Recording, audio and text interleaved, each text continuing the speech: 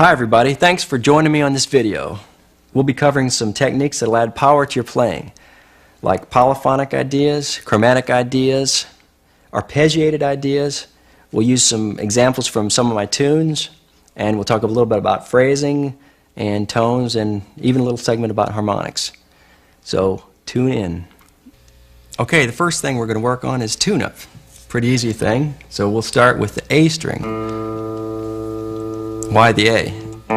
Well, to me it's the most stable string. It gets bent the least, and it tends to hold its tuning. Make sure you got that one, then we'll go through all six. Okay. E. Hope you know what that one is. That's a G.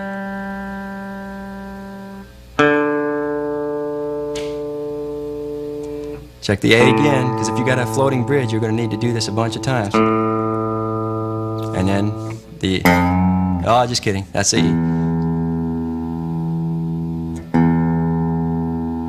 Again, if you're out of tune very much, you better go through it again.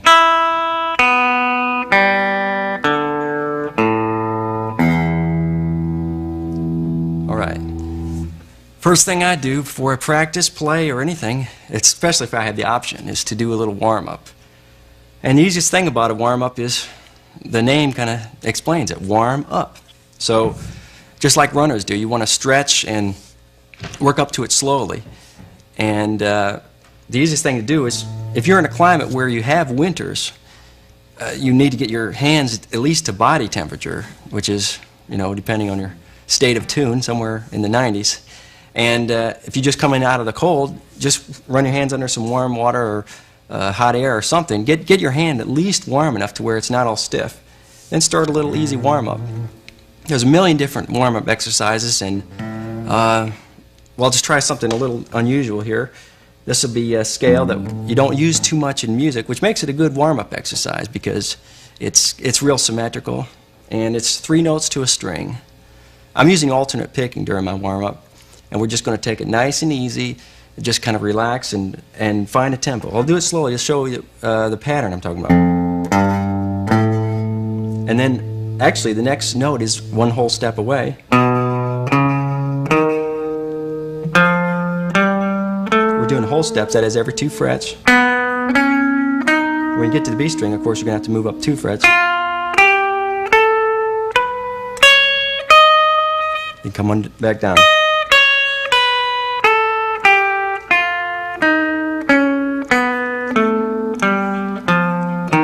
It's not a very relaxing scale, but it's nice for the warm-up because it gets you your left hand moving positions, and you're stretching your first or 4th finger out. So you're covering some ground with your left hand, and it's a good picking exercise. Any speed you want to do it.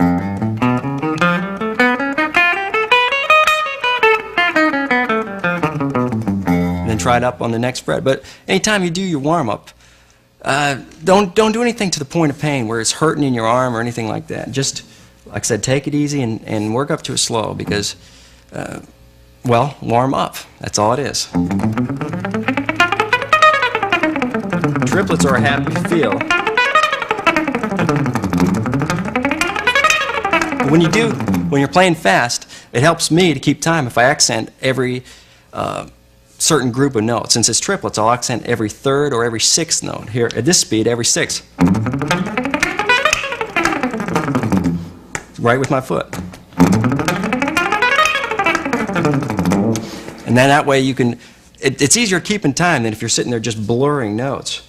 And one of the things about playing guitar or playing music in general is that when you're playing by yourself, somebody should be able to just solo you playing and be able to feel the time. And hopefully hear the music at the same time too. So remember that. I mean, everything you play should, even in your warm-up, should have rhythm and some kind of accent. Always helps the rhythm. Okay, that's a whole tone pattern. You do it up and down the neck, moving up 1 fret each time. Another thing you can do is a pattern that'll work over diminished chords. Again, a diminished chord is not something you really sit on for a very long time in rock and roll, so we'll just use this as a warm-up exercise. Same pattern, really. Sort of in the same places as you would the whole tone thing, but just do a whole step, half step. That'll work over a diminished chord. Say you've been doing your scales and so forth, or this warm-up exercise, and what happens to me, maybe it's because I'm left-handed, but my right hand starts to get a little tight. And anytime that happens, it's just your body's way of telling you, hey, you need to stretch it out, get the blood flowing again, and it's no disgrace to stop and rest for a second. So what I'll do, especially if time is tight, is do a little left-hand exercise while my right hand's recuperating. Here we're going to put our fingers 1 fret apart on the same string, in this case the B string, then pull 1 finger out to the adjacent string, in this case the G string, and do a little hammer on to try to keep it in time. Now put that finger back, pick it up with the second finger. Why are you doing this, Steve? Well, the reason these fingers are anchored is so that you won't be flopping them around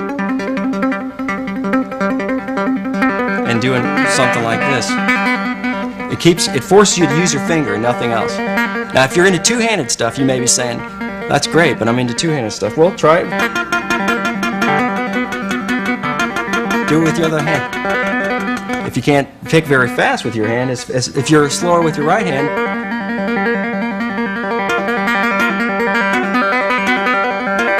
do it at a slower tempo.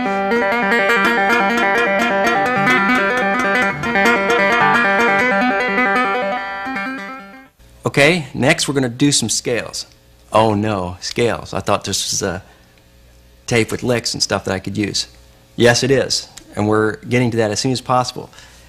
The way that we're going to do the scales is going to help you do the licks. I promise you, learn the scales this way is going to be the basis for almost all the fast licks you hear in tonal music. This is actually 21 fingerings of scales, but I'm going to show a way to think of it that's really easy, and it's actually just 7. There's 7 tones in the scale. We're going to do 7 different fingerings. And along the way, if you want to, you can learn the modes real quickly. We're going to start in A with a A major scale, 2 octaves. We're going to learn each scale in starting on our first finger and our second or third, depending on the situation, and our fourth finger. So each scale is going to have 3 different fingerings of the exact same notes. Okay, first of all, A major. Starting with the first finger.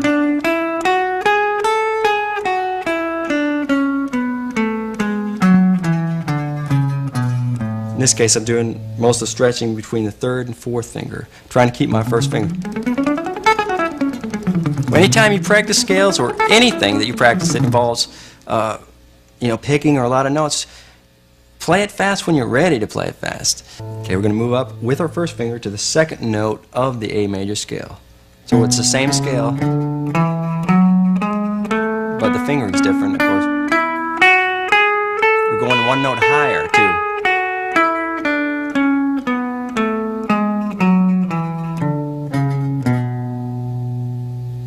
Same exact set of notes, but starting with our first finger on the third note.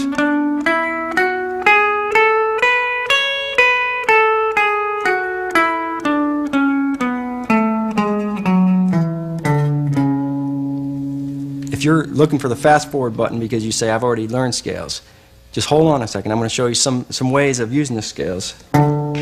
Fourth note of the scale.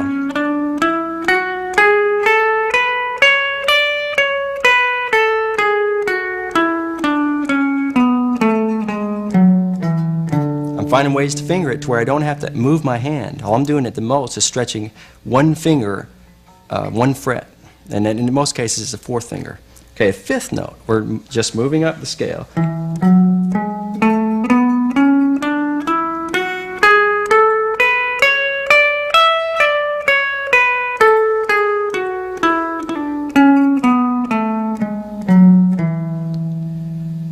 Six.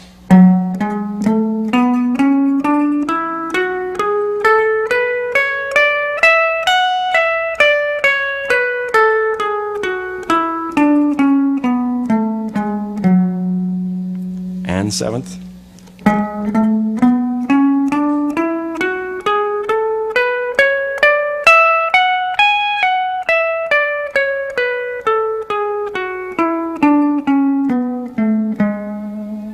might want to go up to the top, come back down. Now, this is all just starting with the first finger. Now let's throw a little monkey wrench in for everybody who's got it down so pat. Let's try it the exact same thing, only starting on the second finger or third finger.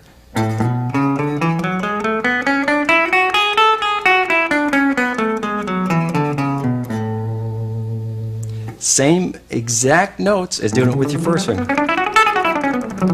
Same exact note. But we're using a different finger, so we're getting a whole different shape happening. And for our next note, it seems more logical to me to use the third finger than the second finger. So with this pattern, we're going to use our second or third, depending. And it's the fourth note again. This one, use your second finger because it fits the pattern better. Then fifth note, this one, use your third finger.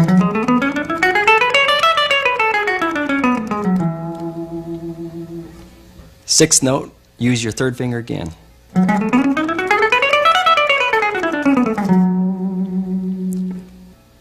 Seventh note, third finger one more time.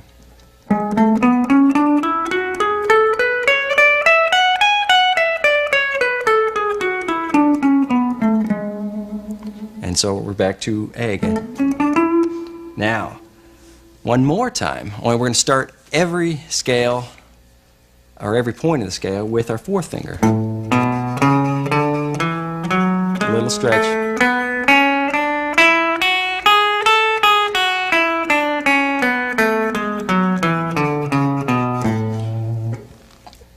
So we're going to continue on up the scale, starting every scale point with our fourth finger.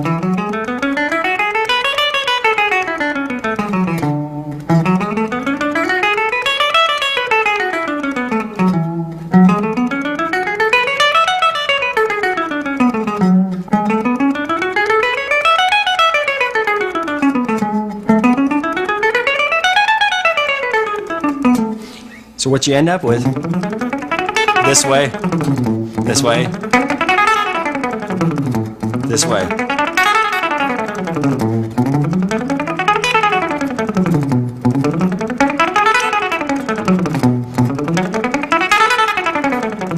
Three different ways of playing every pattern. Continue that up and down the neck until you know it. Okay, once you've got the idea of playing the scale straight, you know, this note to this note and coming back, let's try doing some variations.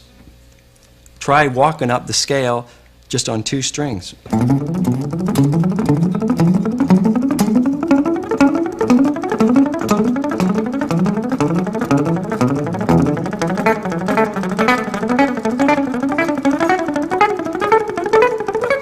Patterns, that's all it is. Sequences based on the major scale. To illustrate this point about the scales and how you can use them, and well, how much I use them, and most people I've seen use them, we're going to just play over three chords that are diatonic or in the same scale as that A major scale. Be F sharp minor and D and A. 1, 2, 3, 4.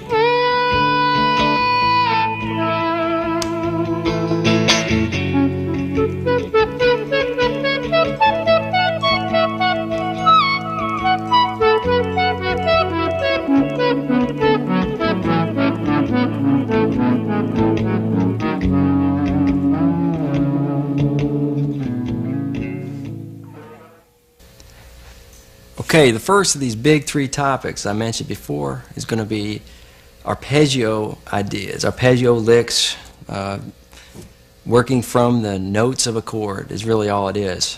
If you consider a triad or a basic chord as having three notes, in rock and roll sometimes it only has two, but for the purposes of our discussion we're going to consider it has three notes, the tonic or the root, the third, and the fifth. So when I say, in the A major, we're going to talk about A, C sharp, and E as being the first, third, and fifth, something like that. And the whole idea of arpeggiated lick ideas is to allow you to outline the chord and, basically suggest the chord by playing one note at a time. Obviously, the easiest way to do that is to play the chord one note at a time.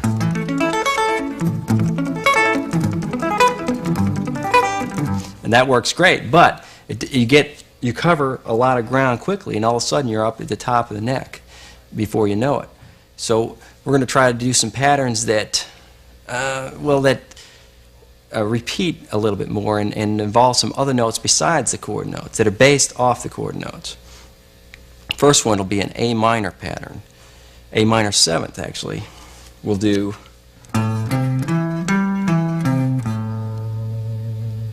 first, third, fifth, and one more, the seventh.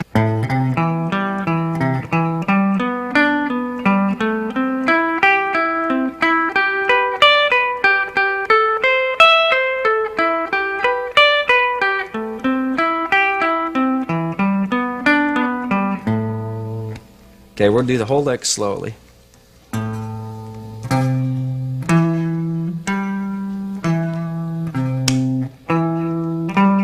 Move up a fifth, do the same thing. Move up to another A, up to another E. Fingering's different here.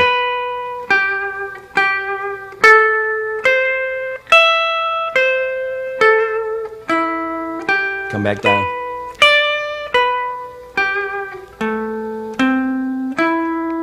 You have to check the fingering on the chart for this one. Again, the only tricky thing is once you get onto the B string, sometimes you have to clump your fingers together to put one finger on each string.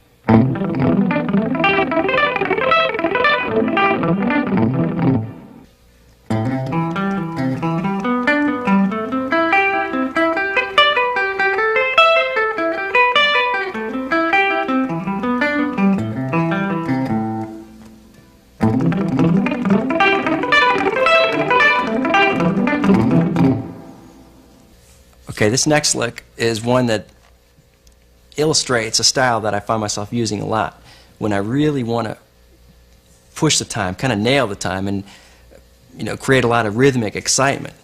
And sometimes you want to keep a repetitive kind of idea going that covers different chords. So you only need to change the notes that are different from one chord to another. So here we're talking about F sharp minor to D, and with an arpeggio,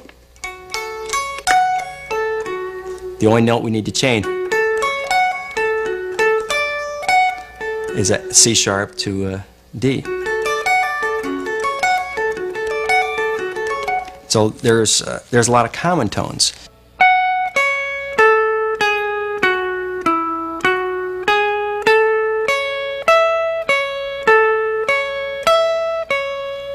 By itself, it sounds just kind of like a weird collection of notes, but the reason we're doing the pattern this way is so that the high notes punch the most through most amplifiers and most mixes. Now we'll go to D and start with F sharp again.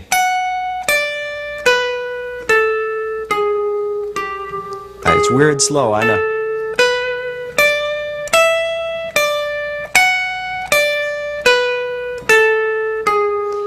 Some licks like this you just don't think of while you're playing it slow. The ideas can only come when you're playing fast, because then you see where it kicks the time.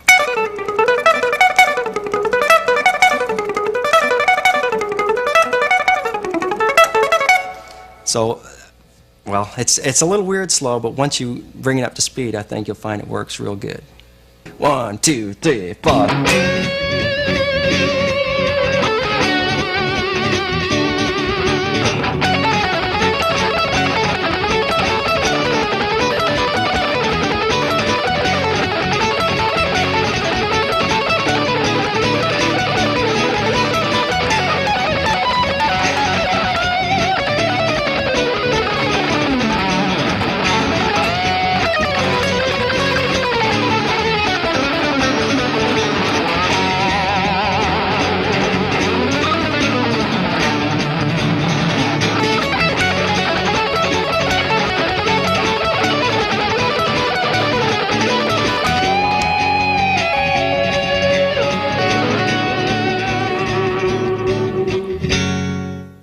The title like power lines, and my latest album being called High Tension Wires.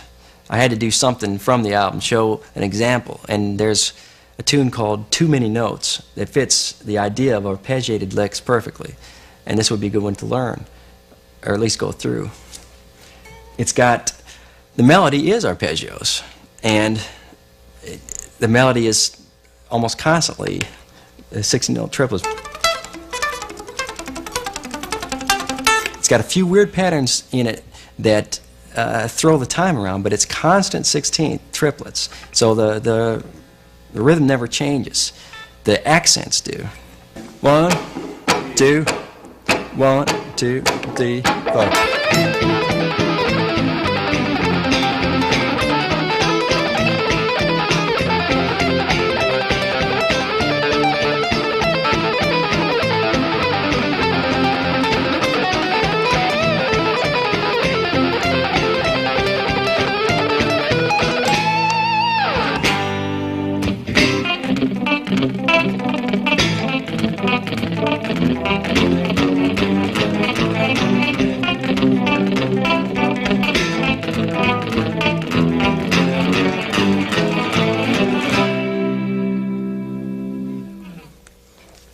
Too many notes.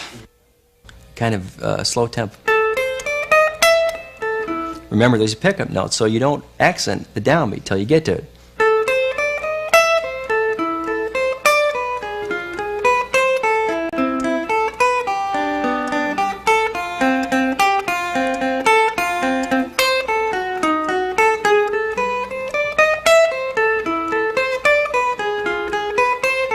Big jump.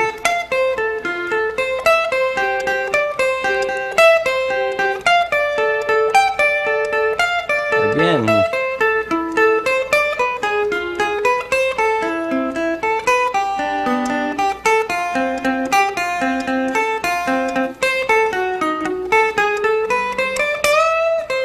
Bend.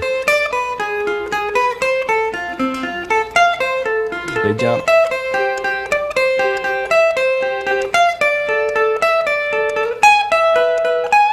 Then to A. Then a G. 2, 3, 4.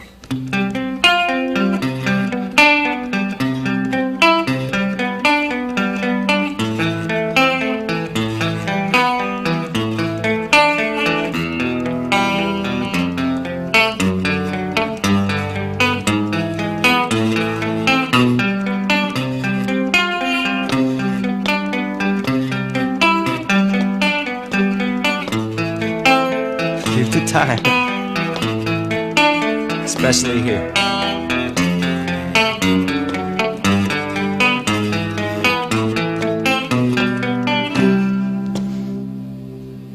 This next section has to do with chromatic possibilities. I was looking for the exact definition of chromatic because I think everybody knows it involves half steps of the musical scale. But to me, it kind of means more of the root word chroma. I don't know if it's really the root word, but this is, again, my opinion and my little way of thinking of it. Chroma having to do with color. And I think of the chromatic tones as being tones that add color to a scale. What we'll do to illustrate this is take a real simple scale. I think everybody knows this, just the minor pentatonic.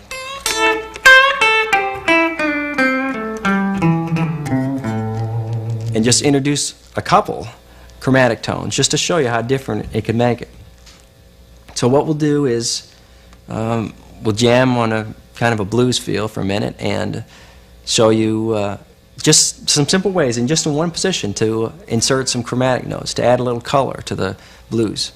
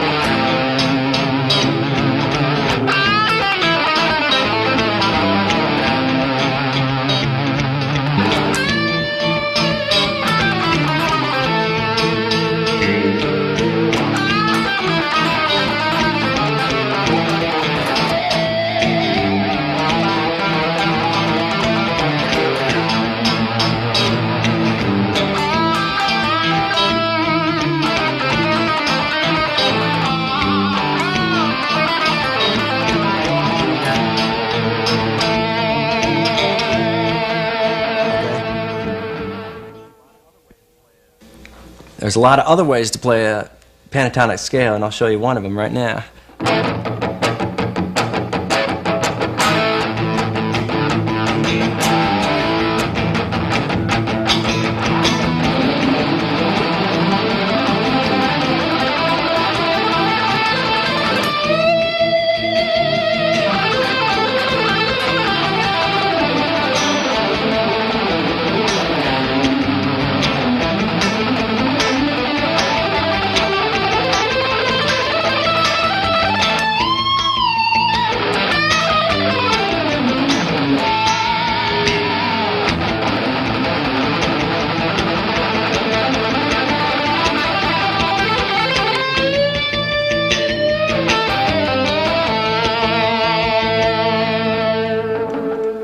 Now, what's so weird about that, Steve?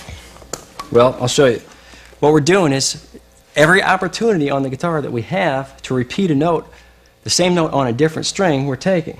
And it involves a little bit of stretching, but it provides a really neat effect. Clean tone for this demonstration. So we're going tonic, third, fourth, then doubling that because, well, just because we can. Playing the same note twice again on the D string.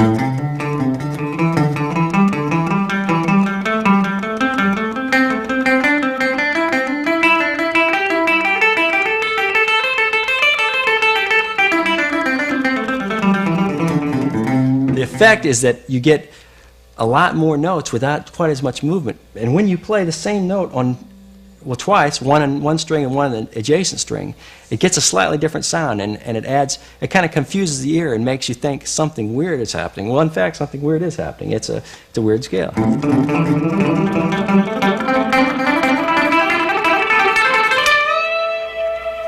Slowly, if we're going to do it. There's some stretches involved, so check with your physician first.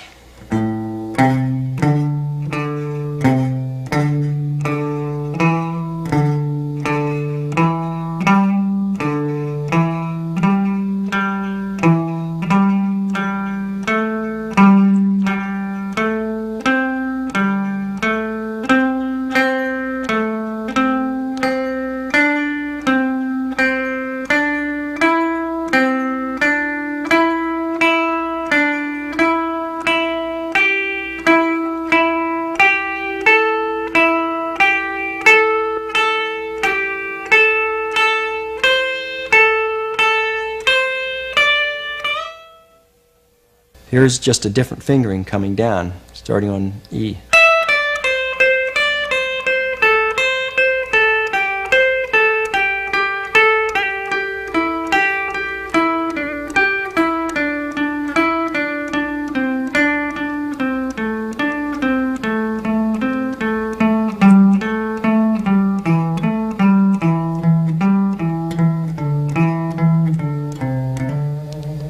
I'm adding an extra note just so it'll end, in a pretty normal amount of time, so it feels like a definite phrase to me.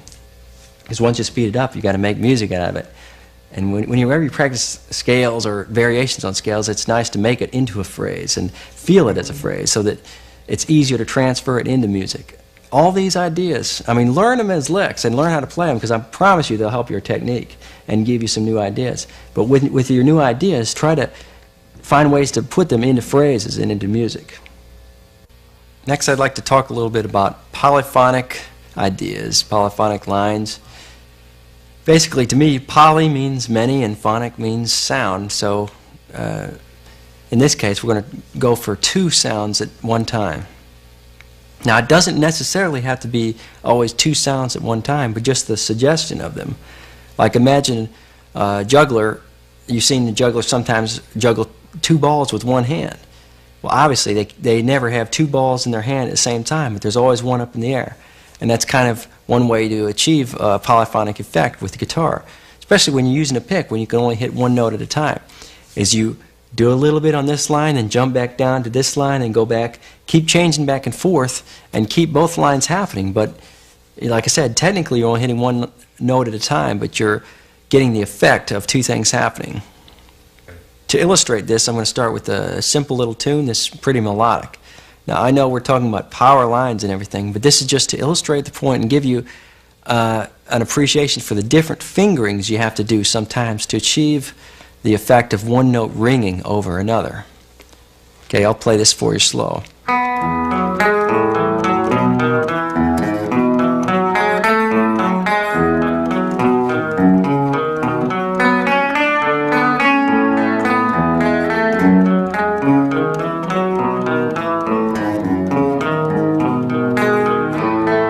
And keep repeating that. That's from a Dregs album, by the way.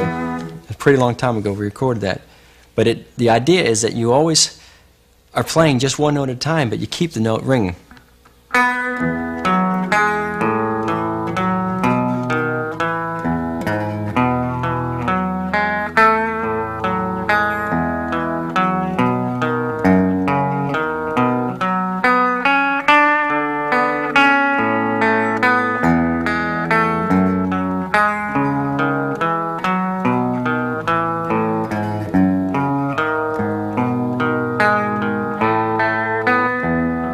Once you speed it up now, the effect of the two voices is a little bit more obvious.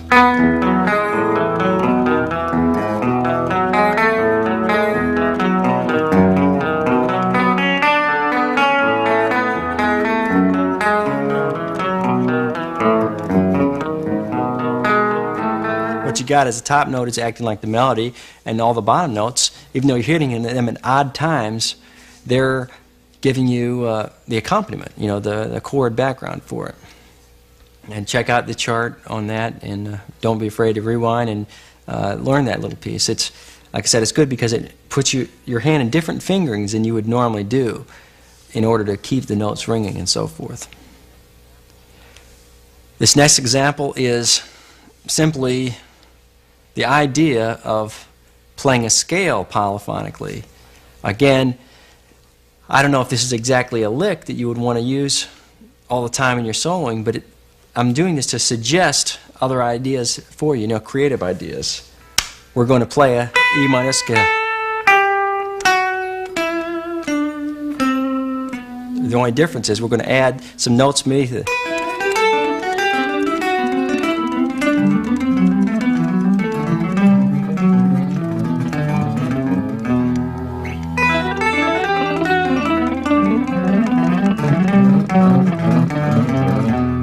So the idea is to keep hearing that. Now let's do it slow. Third finger on the B, first on the E. Now we're going to play the same fret as we're using with the third finger to hit the F sharp, but since we want to keep the B ring, we need a separate finger to do that, and I think the second finger is the best choice. So second finger on F sharp and fourth is the only one we got left for the G, so that works out real good. Now bridge the first and second strings with your first finger, but only play the top string. And with your second finger, play the D. Your first finger's already on the E, hit that, Bring your second finger around for the F sharp, and then play the G with your third finger. Now you're saying, wait a minute, Steve, why aren't I using my third and fourth finger for these notes? That's because of the part that comes next. Remember, we want to hold the top note. And this G is the next top note of the next sequence. So the G with your third finger, and we want that to ring through all this. So the C below it with your first, D with your second, and E with your fourth. Review what we got so far.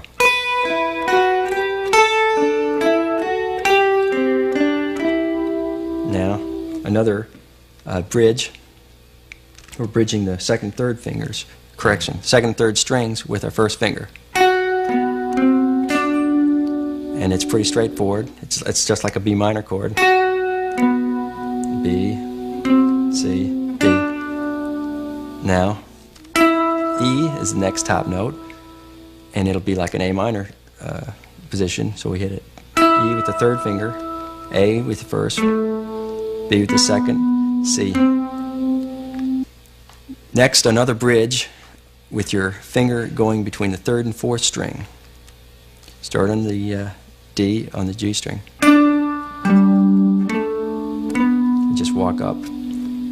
We're setting ourselves up to hit the next note with a third finger, again for reasons that have to do with the next lick. We're not going to use our fourth finger on this lick. Now, third finger on C. Now we're going to scrunch up our fingers here in order to get separate notes. We're holding the C, so let's play the F sharp with 1, the G with 2, and the A with 4. These two. Now slide everything down, slide your third finger down to E. E, F sharp to G. So the pattern's starting to become a little obvious. One more with the bridge across the fifth and fourth string. Start with the A, play the D with your third, use the bridge finger to play the E, and second finger to play the F sharp. Again, this is to set your third finger up for the next lick, which is a G on top. You're holding the G, so use the fingers you got left to play the notes. Continue this.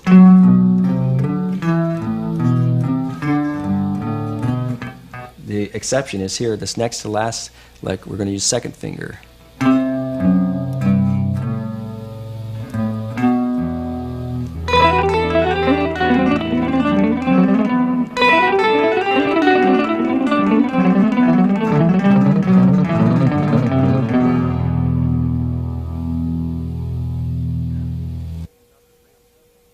Okay, here's another real simple lick that'll kind of combine the idea of one note ringing while the others play, or the other fingers play something else, and sliding between positions. Just playing. Well, here, let me play it first.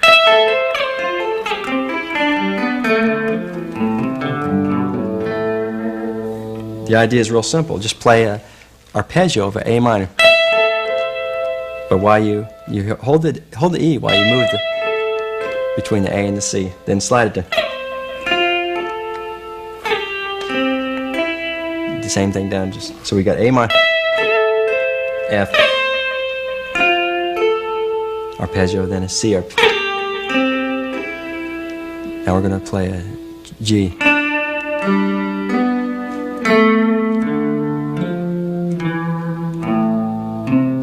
This is a D minor. This is a minor. G.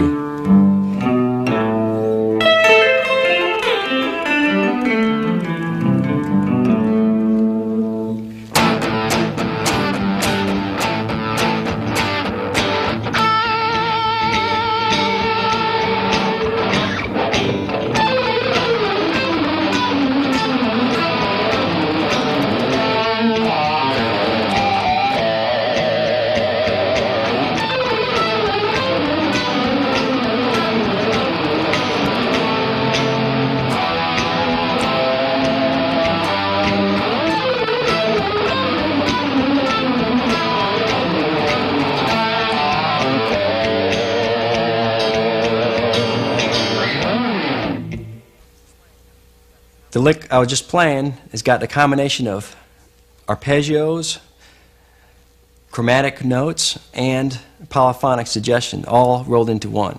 It's a real powerful lick, and it's got, well, it'll push the time right along with it. And we're going to learn it as a lick, but once again, the point is to figure out a way to turn this into, you know, some way that'll help your style, give you some ideas, some creative ideas to improve your soloing or to give you different avenues, different points of view. We're going to start with, well, I'll start with the first note as a novel concept. Okay, it's a high A. This is in A minor. Why is everything in A today? Well, because if you write things in A minor, there's less sharps and flats, and it's easy to read. But this concept can go in any key, anywhere on the guitar. It's no big deal to transpose it. So let's start with the first note, A. We're going to use the fourth finger there because this kind of adds on to our idea of using strange fingerings in order to let notes ring or in order to easily grab other notes. So we're going to get a high A, and our top notes, that's our top part, but we're going to fill it in with a bunch of other notes to support it. So we got A, and then on the G string, C, B, A.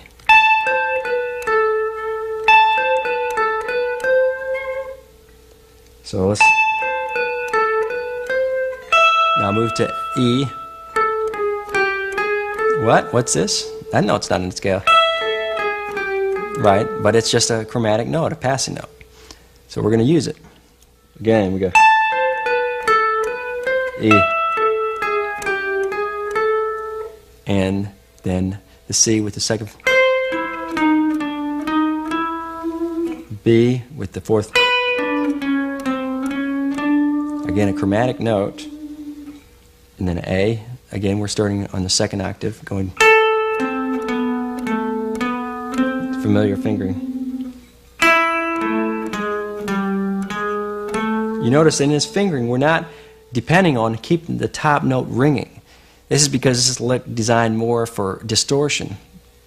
And with distortion, if you have one note ringing over another, it's not as likely to sound good or as clear as if you kill every note as you move on.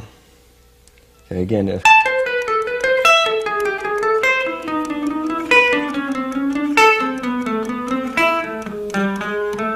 next is a G chord, starting on the D.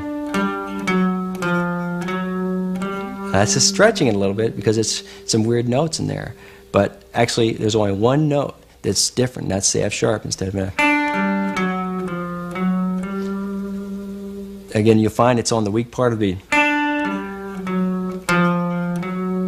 So it works fine. And then one more time on an A minor, starting on C.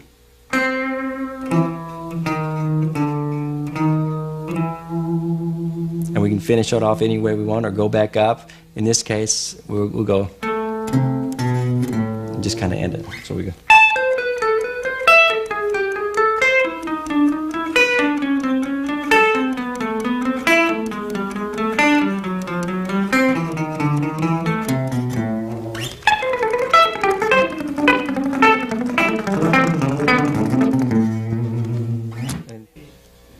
Okay, if any of these scalar ideas sound too normal for you, you might want to try this lick, which is kind of derived from Joe DiOrio's concept. He did some seminars down at the University of Miami a long time ago when I was a student there, and this kind of shows some of his influence.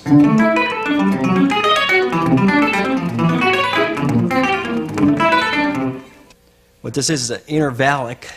Sounds pretty fancy. Just means skipping around on the strings. Playing a little pattern in fifths. Start on the D, second finger, A, fourth finger, E, first, B, fourth.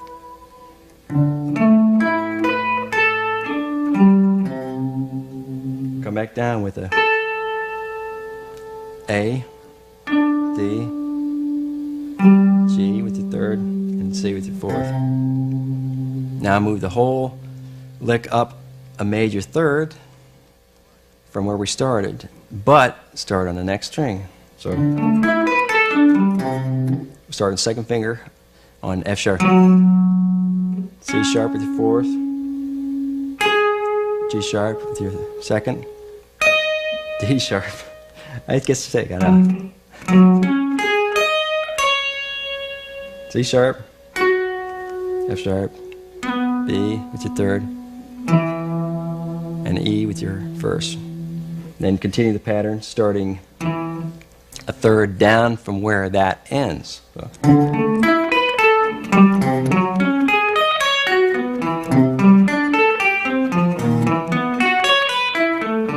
And continue all up and down the guitar until someone in your household runs screaming and turns off your amp.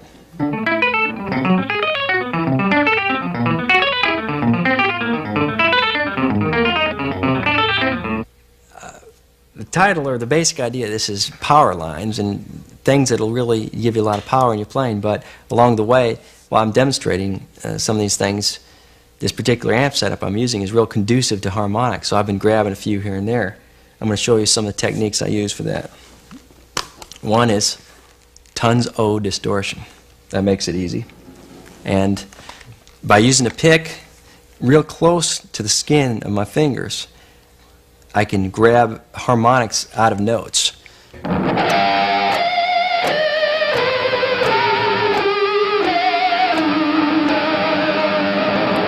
can see there's different harmonic points along the string.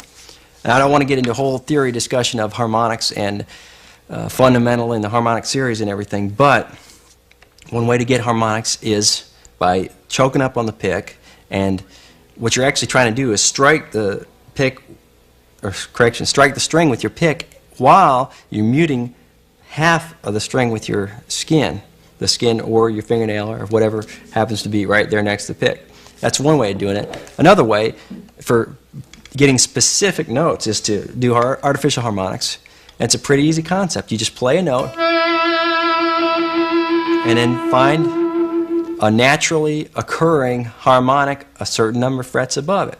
That would be 12 frets above, or 7 frets above, or 5 frets above, and it gets shorter and shorter and shorter. The easiest one is 12 frets above. Let's do that first. Here I'm playing an E on the B string. Go 12 frets above. I'm going to pick the note at the same time that I touch right over the fret wire, 12 frets above the note I'm fretting. So.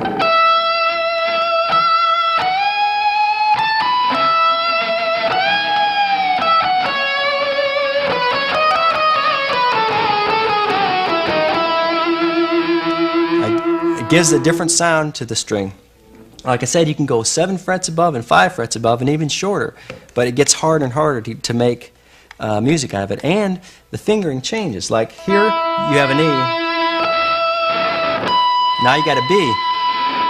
Now you got an E again. Now you got to do it in a different key if you do 7 frets above. So you want to use whichever technique gives you the best results. These are just some ideas. Well, thanks for joining me today on this lesson.